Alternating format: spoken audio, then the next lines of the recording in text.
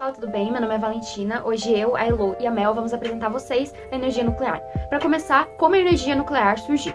A energia nuclear surgiu entre os séculos XIX e o século XX, junto com os estudos do comportamento e da estrutura dos átomos, com modelos atômicos propostos por John Dalton, Joseph John Thomson e Ernest Rutherford. A primeira ação de geração de energia nuclear foi a fissão nuclear. Porém, com a Segunda Guerra Mundial, a energia nuclear passou a ter outra finalidade, a bélica, dando origem à bomba atômica. Em 1914, Enrico Fermi desenvolveu o primeiro reator nuclear do mundo, na cidade de Chicago, nos Estados Unidos. E em 1954, entrava em operação a primeira usina nuclear do mundo, em Obninsk, na União Soviética, atual Rússia. Como essa energia contribuiu para o período histórico? Na década de 1960, a energia nuclear já existia, mas nas décadas de 1970, 80 e 90 houve um crescimento global. Essa energia teve participação direta em conflitos militares e guerras. Dois exemplos são o Projeto Manhattan, que visava desenvolver a primeira bomba atômica da história. Outro exemplo foi a corrida armamentista. A energia nuclear se tornou um dos pilares da Guerra Fria, pois após a Segunda Guerra Mundial, a União Soviética e os Estados Unidos estavam cada vez mais desenvolvendo aparelhos e máquinas que utilizavam energia nuclear. Além disso, a energia também contribuiu com aplicações pacíficas, como no geramento de energia elétrica por meio de usinas nucleares, substituindo fontes tradicionais como os combustíveis fósseis. Bom, gente, depois de a gente ter descoberto como que essa energia veio ao mundo, é muito importante que a gente entenda como que ela funciona. A energia nuclear, ela se iniciou a partir da fissão nuclear. É quando o urânio, um material muito abundante aqui no Brasil, e também é o principal elemento usado para essa energia, é adicionado em várias metálicas, dentro de um reator. Lá dentro é iniciada a produção de eletricidade, quando um nêutron se choca, quebra o núcleo de um átomo, produzindo muito calor e libera cada vez mais nêutrons que se chocam cada vez mais com outros átomos, fazendo uma reação em cadeia. Então, a fissão nuclear é o que o próprio nome diz. Ela é uma divisão dos nêutrons que se batem nos átomos, produzindo muito calor, dando vida à energia. Agora, vamos entender a funcionalidade de uma usina nuclear? Vem comigo! Bom, tudo começa a partir do reator, e é importante falar que durante todo o processo vão acontecer três circuitos, e o primeiro deles é no reator. Bom, dentro do reator vai acontecer aquele processo que eu já falei pra vocês, que é a fissão nuclear. Vai acontecer por meio das estruturas metálicas com urânio. Dentro do reator também tem água, e essa água vai ficar muito quente por conta do calor liberado pela fissão nuclear. Essa água bem quente vai passar pelos canos e vai vir para um vaporizador.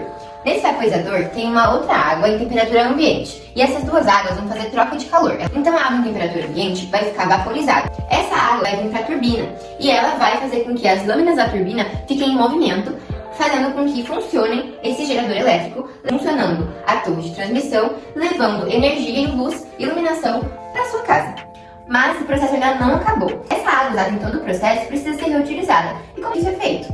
Bom, a água que está vaporizada dentro da turbina, gerando energia, uma parte dela vai para esse condensador aqui. E ela vai passar por uma troca de calor e ela vai ser resfriada. Mas como que isso acontece? Bom, dentro desse condensador possui canos que vem a água do mar. E essa água está muito gelada, fazendo com que a água gelada em contato com a água no estado gasoso vai fazer com que a água que está em estado gasoso fique de volta em estado líquido. Então ela vai voltar para o vaporizador e vai repetindo esse ciclo. Mas para onde que a água do mar vai?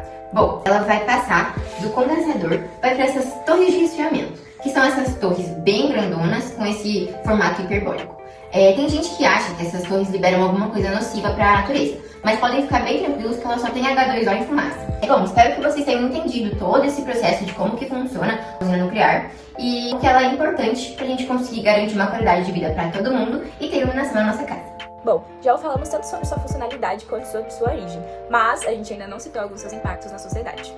É muito comum ouvirmos que as usinas nucleares tendem a ser as mais perigosas ou as menos populares entre as pessoas, já que ocorreram algumas ocasiões ao longo do tempo que deixaram impressões ruins. É certo que essa energia possui sim alguns impactos negativos na nossa sociedade, tanto por conta do aumento das temperaturas do mar, já que para resfriar os reatores das usinas é necessário utilizar essa água e quando ela volta ali para o seu meio, ela vai estar em temperaturas muito elevadas, o que pode ocasionar uma mudança ali da biodiversidade do local, ou também os resíduos nucleares, que muitas vezes são simplesmente abandonados ou deixados em lugares impróprios, sem aviso de contaminação, e por serem altamente tóxicos e perigosos para a saúde humana, pode sim haver uma contaminação ali, já que muitas pessoas são expostas a isso e nem sabem.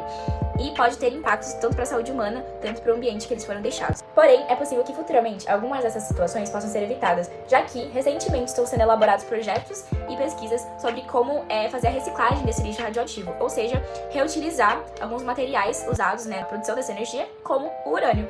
Mas não é só de negatividade que a gente vive, né? Ou seja, também é importante ressaltar os aspectos positivos dessa energia no nosso mundo. Por exemplo, as usinas não produzem gases poluentes, ou seja, aqueles gases responsáveis pelo aumento do efeito estufa e, consequentemente, o aumento das temperaturas no mundo, como o CO2, o petróleo, eles não fazem parte ali na produção dessa energia. Também é comum que a produção dessa energia seja relativamente mais barata do que as outras, o que é bom, já que há um grande estoque de urânio presente no mundo.